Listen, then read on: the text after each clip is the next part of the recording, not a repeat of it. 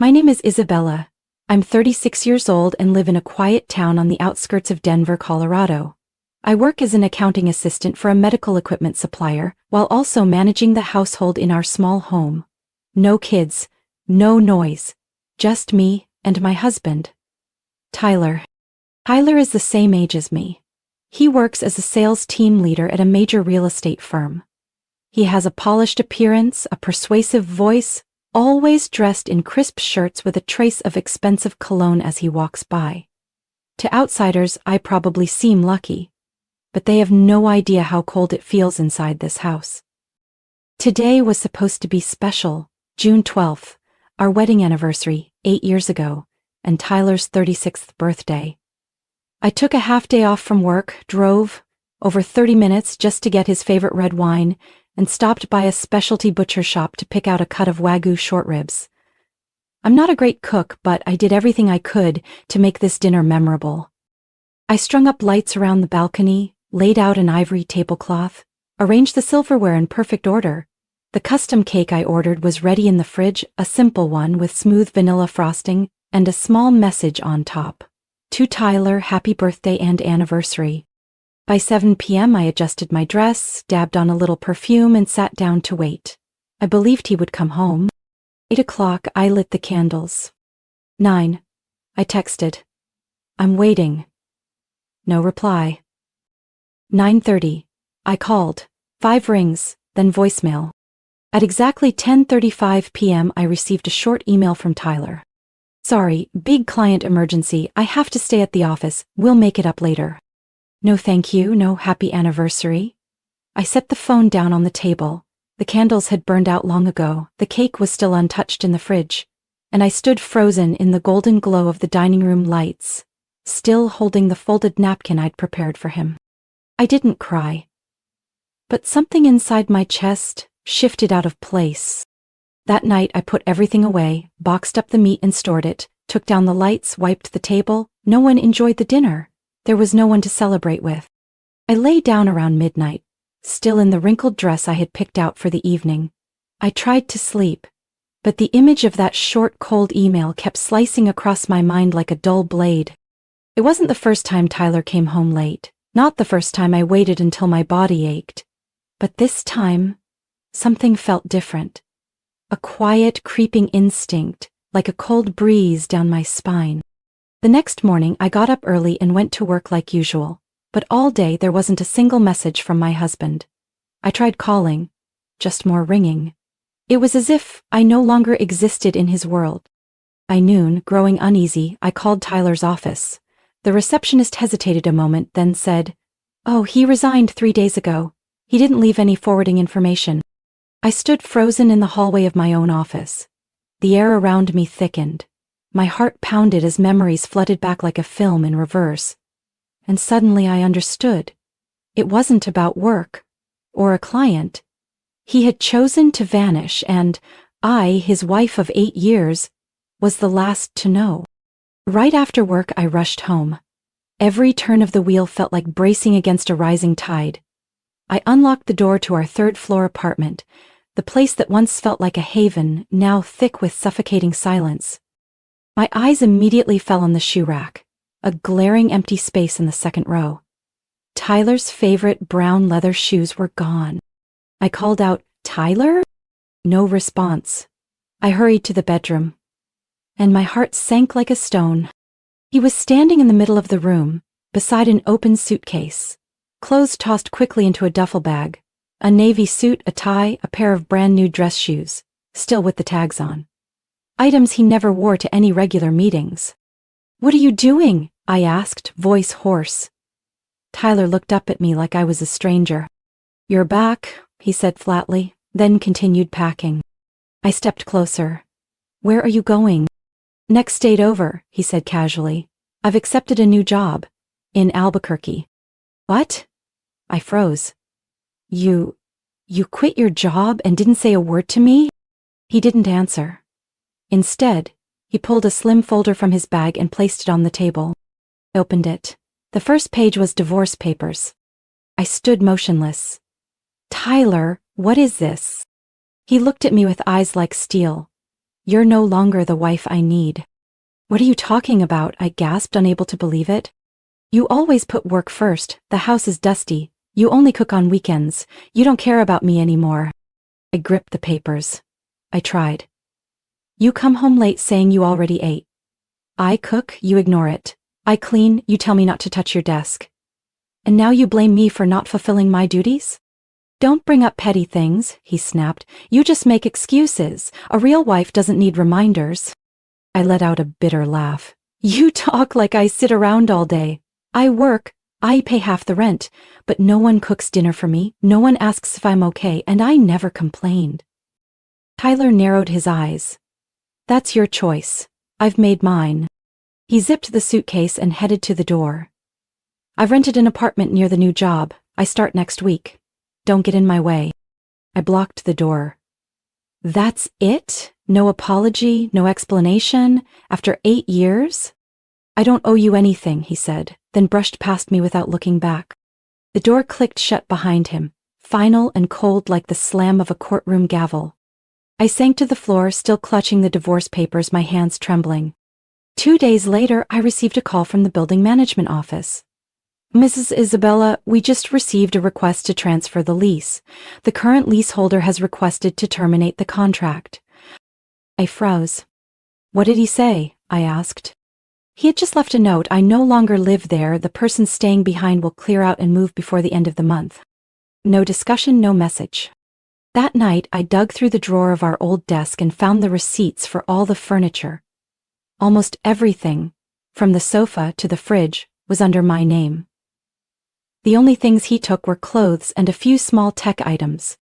Tyler left like a stranger, but it was that very coldness that finally woke me up. I looked around the apartment. Everything was still there, except the marriage. I didn't sign the divorce papers right away. They sat on the table for 3 days, like a scratch that hadn't started bleeding yet. Every time I walked past, I stopped and stared, as if a reason might appear between the cold typed lines. But the more I looked, the clearer it became. The only explanation was Tyler's brutal silence when he walked out without a word. On Saturday night, I got a notification from an old friends group. An 18-year high school reunion at a craft brewery downtown Denver. I had once looked forward to it, had even paid the reservation fee a month ago. Back then, I imagined showing up with Tyler, hand in hand, a stable couple among those struggling or divorced. Now, it was just me, and a hollow ache that ran deep. I almost didn't go. But then, after looking in the mirror, at the tired face still holding a trace of dignity, I got dressed. A simple black dress, wine-colored lipstick, hair pulled back.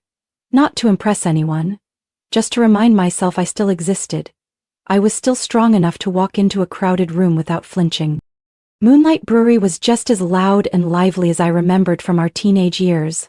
Laughter, clinking glasses, and the hum of old stories echoing from every corner. I stepped into the noise, feeling out of place at first, until a familiar glance made me stop. "Hey, Isabella." I turned. It was Nathan, the guy who used to play bass in the school band. Now he had a bit of stubble, a warm, settled look. "I almost didn't recognize you," he smiled, handing me a beer. "Still the last one to show up, huh?" We sat at a small table tucked in the back. Nathan shared that he'd been divorced for 3 years, raising his 6-year-old daughter alone. No bitterness, no dramatics, just quiet truths shared like 2 adults halfway through life. When he asked about Tyler, I answered simply, "We're getting divorced." "No pity." Nathan gave a small nod, then changed the subject, and I was quietly grateful for that. That night, driving home through Colorado's early summer chill, I turned on the radio. An old song came on. "It's not right, but it's okay."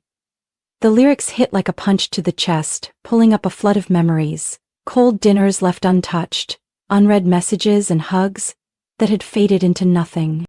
All those years I kept telling myself, Tyler's busy, I should be more understanding, I just need to try harder. But facing the bare truth, I realized I had lived like a shadow, always finding reasons to excuse someone else's neglect. Sunday morning, as I was making coffee, my phone rang.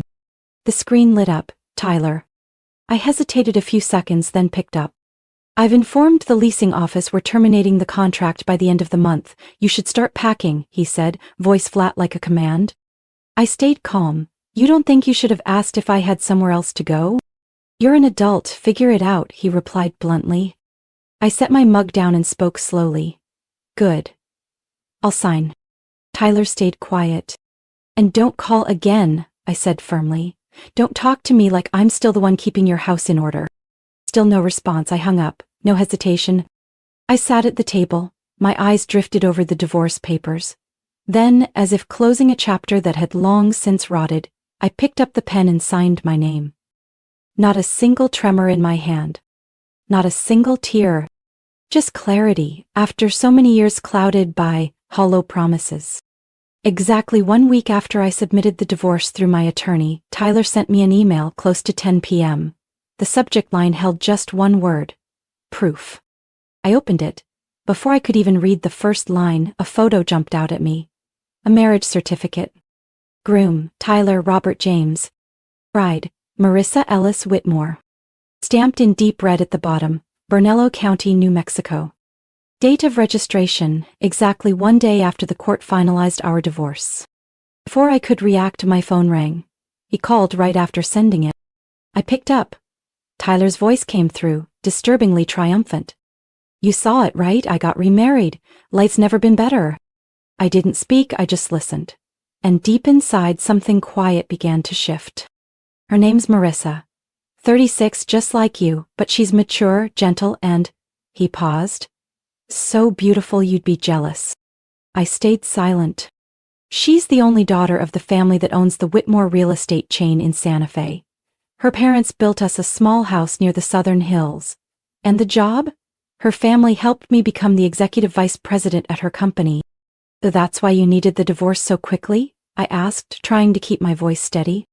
Not entirely, he replied. I just couldn't keep living with a woman who always put work first and neglected her role as a wife. I let out a quiet laugh. And your new wife? She doesn't work? She chose to take care of the home. And we're expecting a baby girl, Tyler said smugly. She's 3 months pregnant. Each sentence he said felt like a dull blade severing the final thread that had once tied me to that marriage. But instead of pain, all I felt was a hollow stillness. Marissa Whitmore. I repeated the name after hanging up. It wasn't unfamiliar. I opened Facebook and typed it in. Her profile came up almost instantly. The profile photo showed a stunning woman with soft blonde waves, sharp blue eyes, and a smile that could make anyone feel small. I scrolled down, and then, on the 10th photo, I froze. Marissa was the girl who went to high school with me for 3 years. Back then, her name was Marissa Ellis, not Whitmore. She was scrawny, had squinty eyes, a flat nose, and blotchy skin from makeup allergies. She used to sit in the back, barely spoke, and often got picked on by classmates. No way. I reopened the wedding photo Tyler had sent in the email. The bride in that picture looked like an entirely different person. Not a trace of the old Marissa Ellis remained. But I remembered those eyes. That slightly crooked tooth she used to get teased for. Bunny teeth. The way she always looked down when walking through the hallway. How could I forget? I called Lana, my best friend from high school. Do you remember Marissa Ellis? I asked. There was a pause on the other end, then Lana laughed. Not only do I remember her, I still have a picture of her from senior year. Why are you suddenly bringing her up? I told her everything. About Tyler, about the new marriage, the gifted house, the magically acquired executive title. Lena wasn't surprised. She changed completely after moving to New York to study art. Went through multiple plastic surgeries. Chin, nose, eyes, jawline. People called her Marissa too. But her personality? Still the same. Quiet, calculating, and very strategic about who she latches onto. I said nothing. There was a rumor she got involved with a much older married architect in Brooklyn, Lana added. Then she moved back to New Mexico and opened an art gallery. Guess she's leveled up now. I had no more questions. That night, I sat in my living room staring at Tyler and Marissa's wedding photo. Everything in the frame sparkled. Flowers, white dress, perfectly aligned teeth, and her bright smile. But I knew behind all that was layers of makeup, carefully crafted image, and a well-disguised motive. And he chose that. 1 week after Tyler's bragging call, I got a message from an unknown number. It was short. "Isabella, are you free? I need to talk. It's serious." I knew exactly who it was. I didn't respond. 15 minutes later, he called. I picked up, not because I cared, but because something told me it would be worth hearing. "Marissa gave birth," Tyler said immediately. "A baby girl." I heard him swallow hard, then silence. I waited. "She doesn't look like me. Or Marissa, actually. She doesn't look like either of us." I tightened my grip on the phone, lips pressed together to stop myself from laughing. "Maybe she takes after someone on your side of the family," I offered, light as air. "No, I thought that too, but Isabella, do you remember when you laughed hysterically after I told you about Marissa? You knew something, didn't you?" Tyler's voice suddenly rose, nervous and panicked. I leaned back in my chair, a slight smirk on my lips. "I just found it interesting," I replied, holding back the sharpness in my tone. "Stop joking. I did a DNA test. The baby is mine, but I still don't get it. Why doesn't she look like either of us?" "I haven't told anyone, but you laughed like you knew something. Please, tell me." I gave a quiet chuckle. My voice was calm. "Do you remember your high school graduation album?" Silence. I continued. "I found it while packing up the old apartment. It was buried at the bottom of your desk drawer, covered in dust." "You were digging through my stuff?" Tyler sounded slightly irritated. "No, I was cleaning, as you requested," I emphasized. "And when I opened that album, I was stunned. A curly-haired boy with squinty eyes, crooked teeth, and acne-covered skin. It took me a few minutes to realize it was you." Tyler exhaled slowly. "I always wondered why in 8 years you never introduced me to your college friends, why you insisted on a small wedding with no friends, why there wasn't a single teenage photo in our home. Now I understand." "I changed, out of insecurity," he said quietly. "No," I replied, "you changed because you wanted to live a new life, but you forgot one simple truth: genetics can't be altered." Silence stretched out between us. "You think I'm ashamed of who I was?" "No," I said. "I feel sorry for an innocent child who's going to grow up with 2 parents who couldn't be honest. You hid your past. So did Marissa. And now you're surprised your daughter doesn't resemble the edited versions you both constructed? You think she's gonna look like that old version of me?" Tyler's voice wavered. "No one knows, but she will carry what's real in you. Your blood, your DNA, everything you've tried to erase." I could hear him inhale deeply. "What about Marissa?" I asked, cutting in one last time. "She cried, said she was exhausted from labor. But you know what's worse? What? She won't hold the baby. Every time she looks at the child's face, she turns away. Yesterday, her mom had to step in and hold the baby because she refused. I don't know what to do." I stayed quiet. A bitter heaviness rose in my chest, not for Tyler, but for a child already rejected by the very people who brought her into this world. I lowered my voice.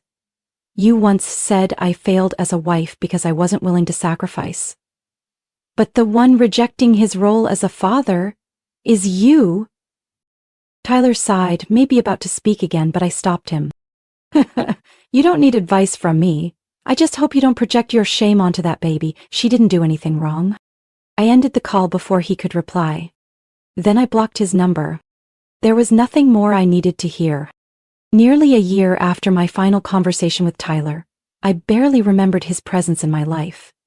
Not because I tried to forget, but because the life I built after him filled every empty space he left behind.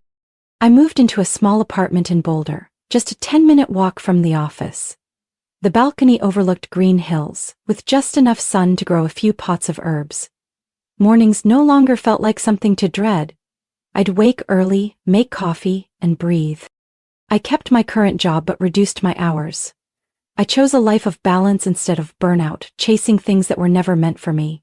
I enrolled in a weekend art class and reconnected with old friends, one of whom was Nathan, the guy I had met at the reunion.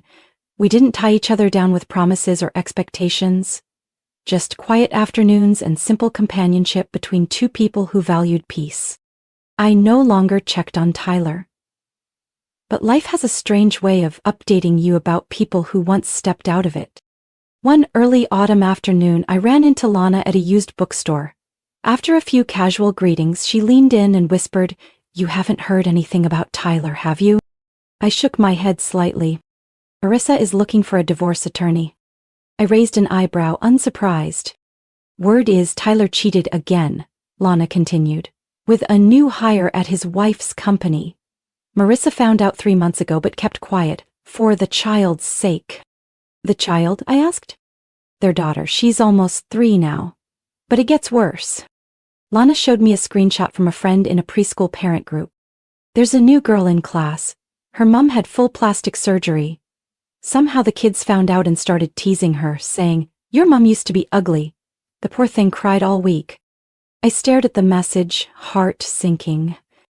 Even though I no longer cared about Tyler or Marissa, thinking of a child being bullied for choices that weren't hers broke something in me. Sadness. Anger. Both.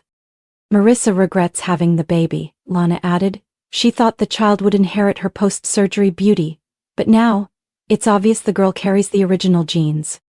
I said nothing, because honestly, there was nothing left to say. Tyler and Marissa once chose a version of life wrapped in glitter, built on illusions of beauty, status, and control. But in the end, what couldn't be hidden, the past, the truth, and the way they treated others was what showed up the clearest when they had a child. I returned to my afternoon, picked up a small croissant from the bakery, and strolled home through the park, where golden light streamed through patches of grass. My life now has no drama, no major twists, but it has rhythm, autonomy, and a fullness I once thought I'd never touch. Sometimes I still reflect on what I've been through. 8 years of marriage, a sudden divorce, a shameless betrayal, and the unmasking behind all that flawless makeup. But I no longer feel bitterness. I feel gratitude. Because that collapse gave me the chance to be reborn. Not into someone new, but into myself. No compromises, no avoidance, no pretending to be okay. If anyone ever asked me whether I've forgiven Tyler, I'll probably smile and say, "I don't need to forgive anyone, I just need to live true to myself." And for the first time in years, I can say that without hesitation. Isabella's story is a reminder that appearances may fool the world, but time always reveals the truth. When she was betrayed and discarded for not being perfect, she didn't seek revenge or beg for closure. She walked away quietly and rebuilt her life from the inside out. In the end, those who lived a lie had to face the consequences they created, while Isabella found freedom, peace, and her true self, something no amount of cosmetic surgery could ever buy. What do you think of Isabella's choices and the downfall of those who lived a lie? Share your thoughts in the comments. Don't forget to follow the channel for more powerful and surprising stories about family and life.